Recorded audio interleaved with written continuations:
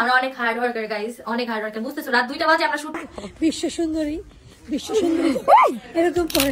এই কি অবস্থা সামিরা খান মাহির।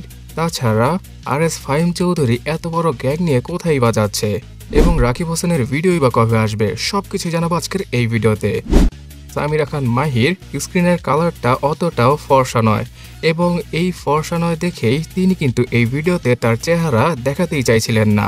আর তার হাত এবং পা দেখে এর আগেও অনেক মন্তব্য শুনতে হয়েছে তাকে যে তিনি অনেক কালো। সো এই ভিডিওটা তার এক ক্লোজ বান্ধবী শ্যুট করেছে আর সেটাকে সোশ্যাল মিডিয়া ছাড়ার পরেই পুরো ভাইরাল হয়ে যায় একদিনের মধ্যেই এই ভিডিওটি। সো এই ভিডিওটার রেসপন্স করেই নেটিজেনদের উদ্দেশ্যে সামিরা খান মাহি এই নতুন পোস্টটা করেছেন। এই পোস্টটির মাধ্যমে তিনি জানাতে চাইছেন যে অভিনেত্রীদের সবসময় স্ক্রিন কালার নিয়েই সমালোচনা শুনতে হয়, কিন্তু অভিনেতাদের ক্ষেত্রে সেটা তেমন একটা শোনা যায় না।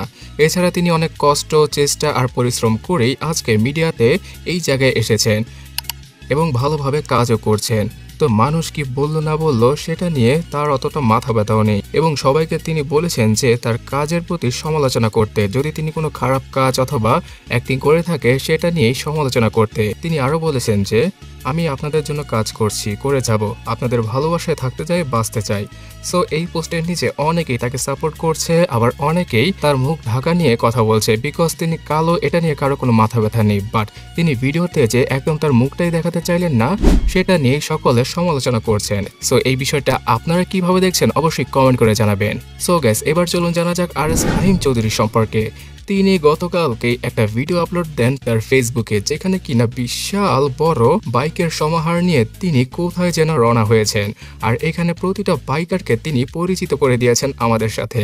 যে আপাতত সবচেয়ে বেশি বড় লোক বস, তার এখানে একটা গোপু আছে, তার এখানে একটা গোপু আছে।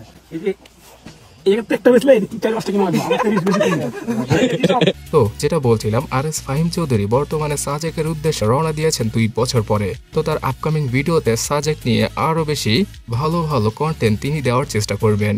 তাছাড়া গাইস, রাকিব হোসেন গত 3 মাস ধরে কোনো ভিডিও আপলোড করছেন না ইউটিউবে, তবে টুকটাক শর্ট ভিডিওস অথবা ফেসবুক, ইনস্টাগ্রামে স্টোরি তিনি পোস্ট করেই থাকেন। আর সেখান থেকে জানা যাচ্ছে যে খুব সুন তার নতুন ভিডিও আসবে। আর এই ভিডিওটা হতে পারে কোনো বিয়ের অনুষ্ঠান সম্পর্কে আনতে পারে রাকিব হোসেন, কিন্তু হেটার্সদের তিনি কোনো জবাব দিবেন না তার এই ভিডিওতে, বিকজ জবাব দিলেই তো তারা পাবলিসিটি পেয়ে যাবে। গাইস, এখন বাজে রাত অলমোস্ট 1টা বাজতেছে আর আমরা এখন শুট করতেছি, দেখতে পাচ্ছেন।